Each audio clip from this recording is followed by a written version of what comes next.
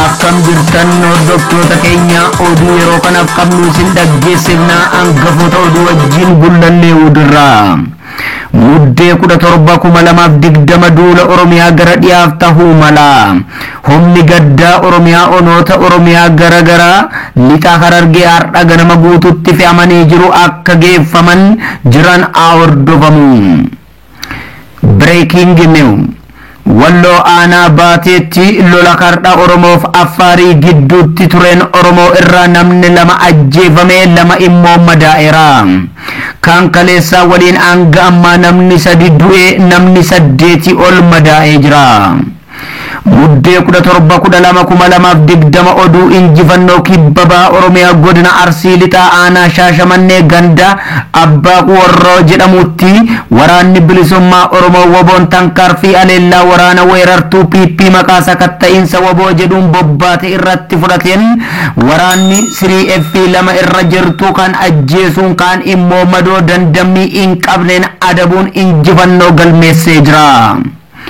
Muddee 17,2020 humna addaa Oromiyaa biiroo bulchiinsaa fi nageenyaaf waajjira PP gidduutti wal dhibdeen hamaan dhalatee jira.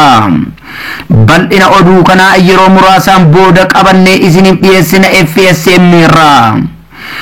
Bifuma kanaan wal qabatee muddee 17,2020 mootummaan uffata waraanaa of irraa baafate sirnaan waliin mari'atu gocha loogii manni murtii biyyattii Oromoo irratti taasisaa jirus daangaa haa godhatu jechuun mana murtiitii obbo Dajanee Xaafaa har'a dubbachuu isaanii gabaafamaa jira.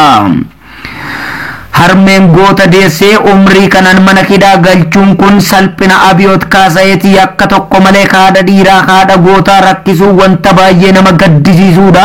Harmee koo hunda dandeessuu koo omaa miti guyyaan jiru haadha leencaa goota kana qabaachuu kee booni harmee koo guyyaan jira obsi jecha deebii dhalachuun gocha Minilik muummee seenaa.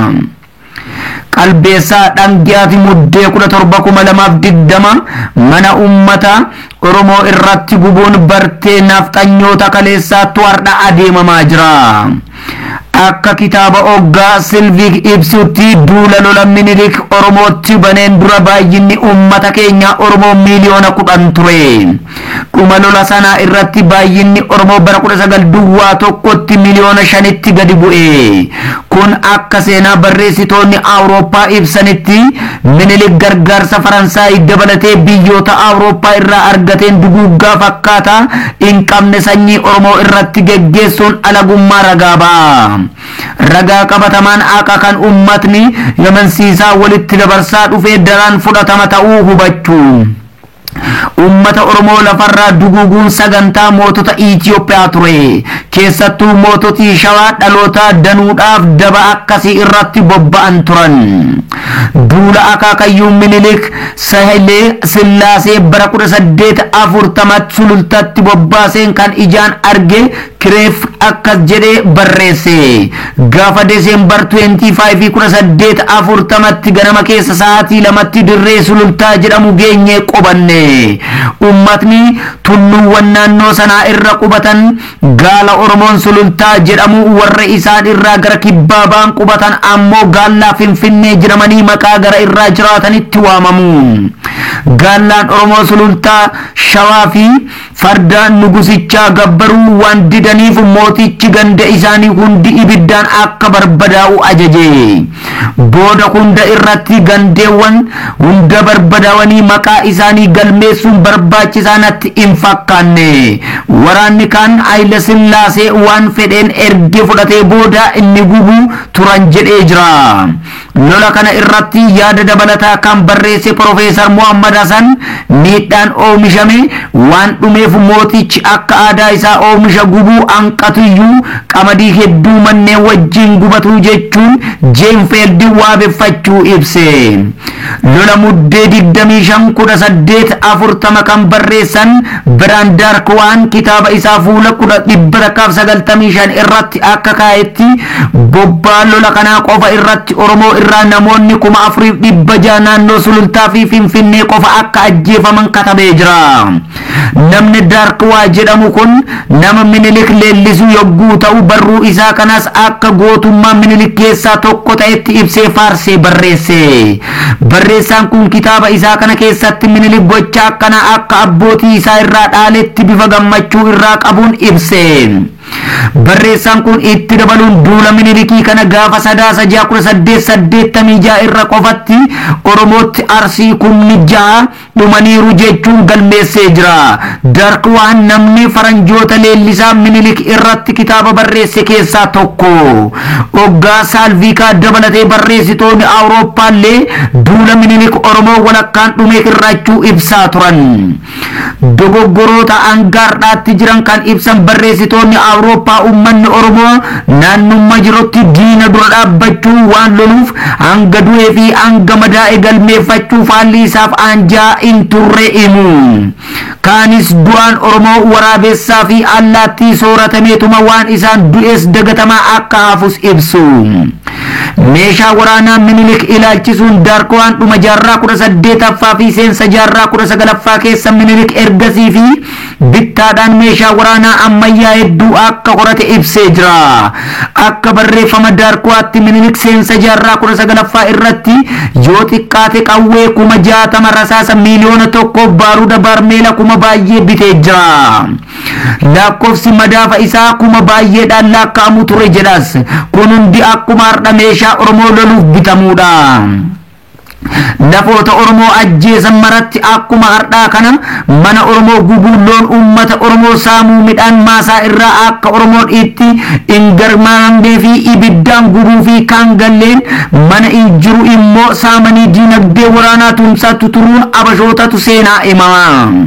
Waraanni Minilik lafa lolli Oromoo itti hammaatetti balaa dhukkubaa galchuudhaan humna Oromoo dhabdhabsiisuu turan. Kitaabileen seenaa qabsoo Oromoo ilaalchisuun barreeffama hedduu akka jiranitti fakkeenya fudhachuudhaan kan eeran Illuu Abbaa Booraa keessaa waraana Tasammaa Naddooti. Waraana Abashaa bitaa koolonni nafxanyaa lola Minilik taasiseen Illuu Abbaa Booraa bakka cabsuu dadhaban kaaniifis akka seenaa jedhutti waraanni Tamsa'a Naddoo Illuu Abbaa Booraa kan Faantaasaa Illuu hoogganamutti kallacha lolee injifachuu yeroo ijibbaatetti tooftaa dhukkuba seensisuun dhimma bahate. Kanneen dhukkuba irraa hafan ammoo rasaasaa fi goraadeen obbaafachiise jedha. Falaaf malli kun akka gorsitoota Awurooppaatti kennameefis eerama. Kun har'allee bakkoota hedduutti qabsoo uummata Oromoo injifachuu yogguu dadhaban tooftaa akkanaa fayyadamanii akka jiran gurra kan qabnudha. Waayilli Minilik kan ta'e barreessichi Daarkwaan kan barreesse irraa kan hubatamu Oromoon duula Minilik irraa hafe miliyoona 5 sun akka garbaatti Awurooppaatti akka gurguraman taasifameera. Kanneen duula waraanaa irraa hafan akka garbaatti biyyoota Awurooppaa gurguramu qawwee fi rasaasaan geeddaramuu turuu barruun Daarkwaan ni hubachiisa.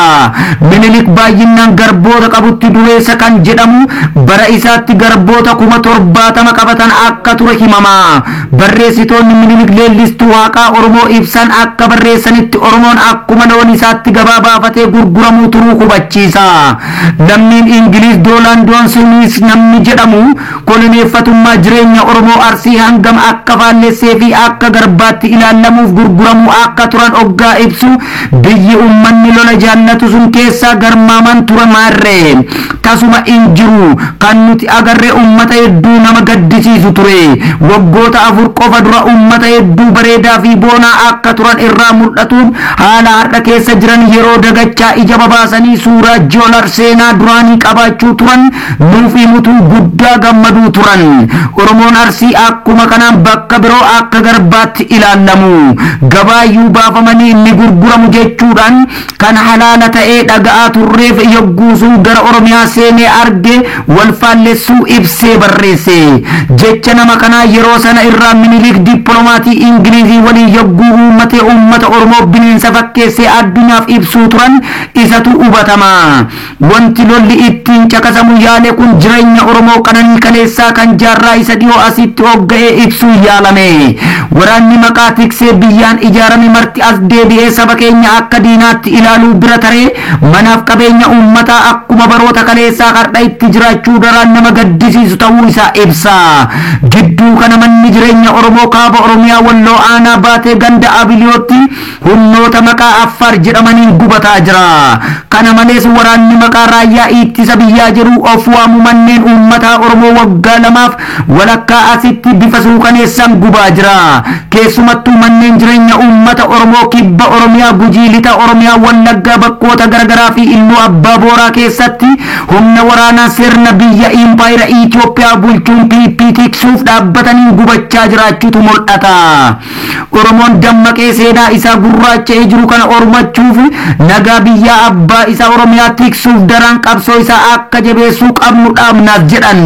Injifannoon uummata Oromootiif qalbeessaa dhangaati muddee 17,2020. Hordoftoota keenya balbaloomina oduu kan addeeddeebisnee kan isin biraan geenyu gullallee udirraa gamanumaan oraa bulaa laayik sheer sabiskiraayib gochuun nu cinaa dhaabbadha.